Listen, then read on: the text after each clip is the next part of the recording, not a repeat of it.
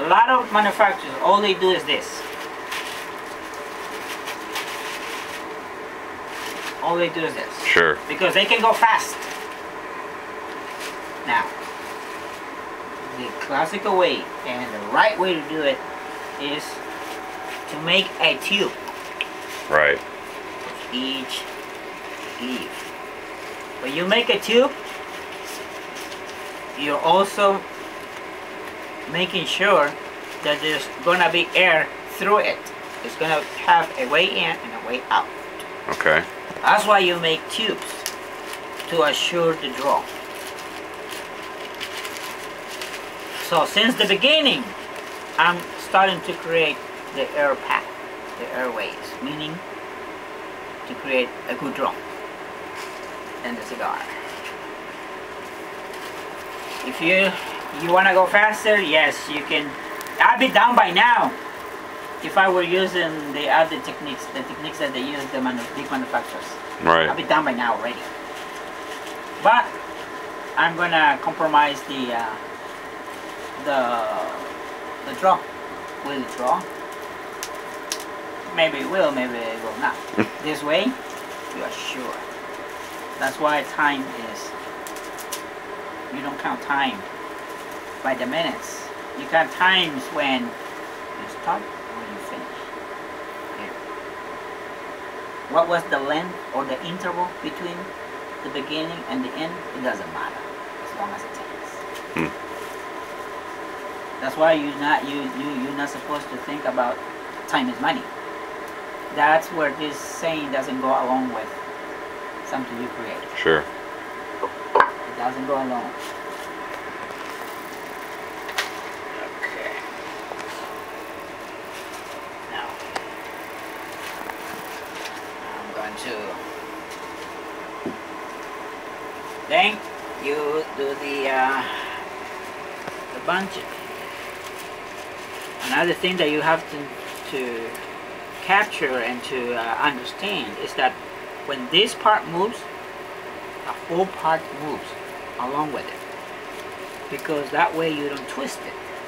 Where whenever a twist occurs, there goes the draw. You're clotting it. Right. If it twists like that. So when this moves, that one moves too, even though it's not being rolled yet, but still have to move. You have to go with the movement. So that's why every finger in your hand works. Every finger has a purpose.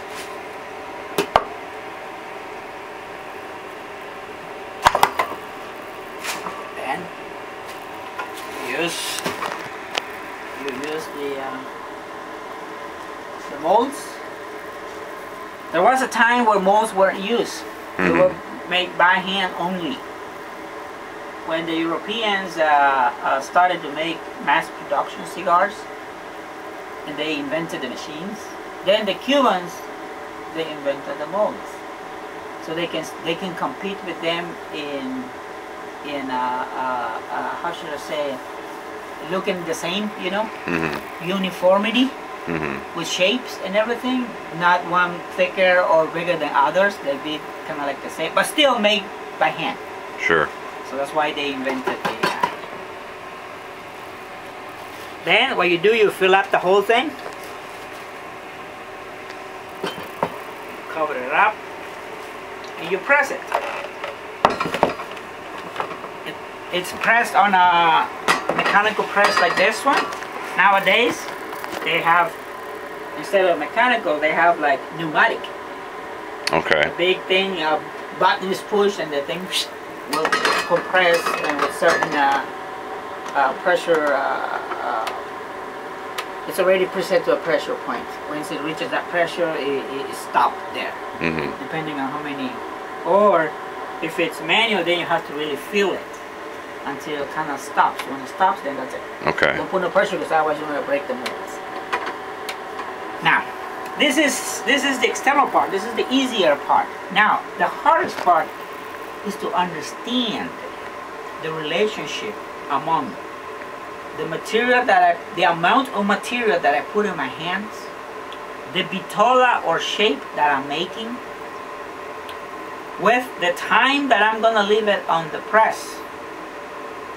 All those three components you should take it into account and then decide how much of a draw I want for it. If I want a good draw, then I leave it certain time. If I want a less draw, then I leave it a little longer. If I want a better draw, then I leave it less long. So if you don't have that understanding, there is no set time. If you don't have that understanding, then that's why in some boxes of cigars you get a cigar that draws good, and then some that don't smoke good, don't draw good. That's because they don't understand that concept. Right. Plus, since it's not done by the same person that actually bunched it, so they have no control of that. They only tell them, oh, press in 20 minutes each side. And that's what he does.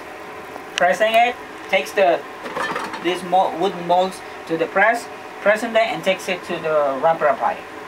That's all this person has. No relationship between the points that I told you. Right. That's why factory made cigars, even though they're made by hand, they're not reliable. Because not the same person does everything. Okay, now that you have it like that, now you're gonna rotate it 90 degrees. Why 90 degrees? Why not 45? Why not 180 or something like that? Because what was on the sides is gonna have a mark. Because when I press it, it's gonna leave a mark. If I rotate it only 90 degrees, then what was on the sides goes on top and bottom. And now I cover it again and press it again a little bit. I'm gonna erase those marks. That's why 90 degrees.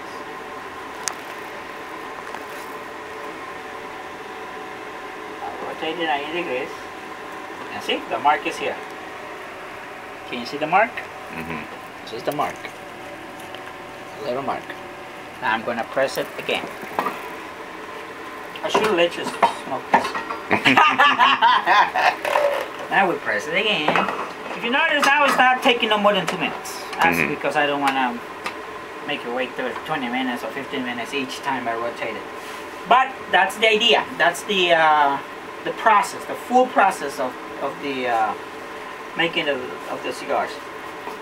And you can't do one step ahead of another. It has to go in the same order. Wrapper leaves are different from filler leaves, even from binder leaves.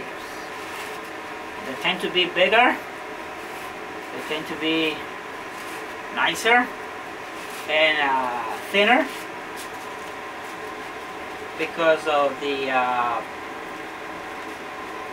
you want the leaf to look nice and you don't want the veins to be protruded too much. No, mainly these leaves are not sun grown. Mainly they are partially cover grown or full cover grown. Depending on the farmer, what he wants to give. If he wants to give you a very tasty wrapper, then he'll partially cover it. He won't grow it totally sun grown because there's gonna be a lot of vein protruding. You know, you're gonna feel more the veins, these veins. Some people don't care. Some people, to tell you the truth, I prefer a fully sun grown wrapper because it's tasty. Like the one you just smoked, that one is fully sun grown. I prefer it that way. But customers, you know, they like to look pretty rather than taste better. It's a trade. There's always a trade. There's always, I told you before that there's always a trade.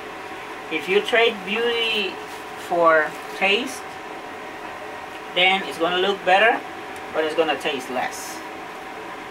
And if you want it to taste more, then it's gonna look not as beautiful. So there's always a trade. You trim the edges to make the edge smoother. smoother looking. Alright. The glue that I use is called, it comes from a plant called Tragaganque. It's a glue that is native in the rainforest of Central America. It's a glue that has been used with tobacco forever. You cannot use any artificial glue. Why? Because this one is colorless, odorless, flavorless. Smell it. Nothing. Nothing. You taste it? Nothing. No color, no nothing. When it dries, like you didn't use anything.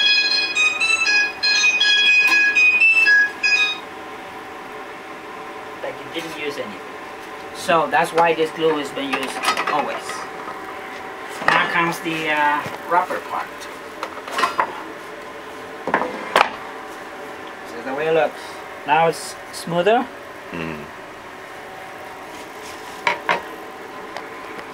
Take it out.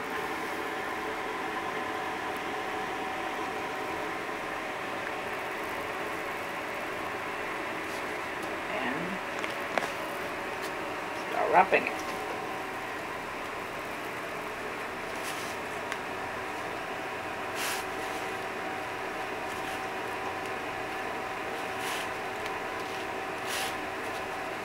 Not going fast, I'm going slow. That way you get to see the whole thing. Now comes the construction of the head. Alright.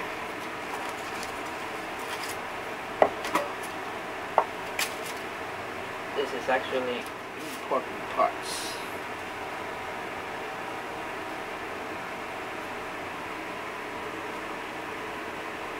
There is like 2 or 3 turns that you have to give to the cigar.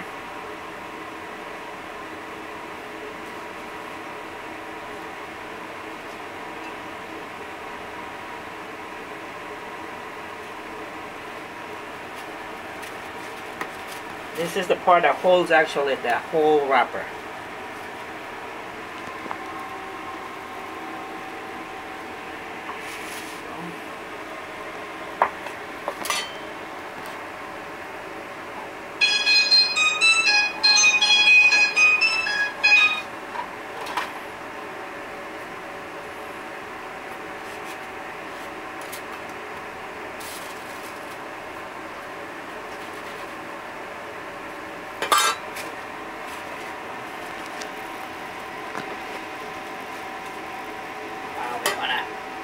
Get the cap, the little cap. They use now a little rounded circle thing to cut the last part. I just do it by hand.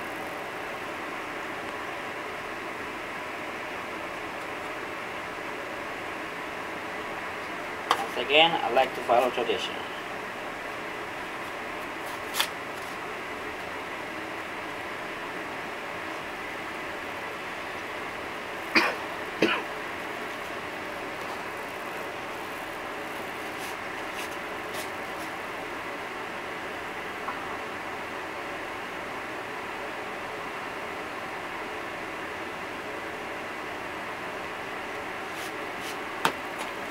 Is actually the finish of the cigar.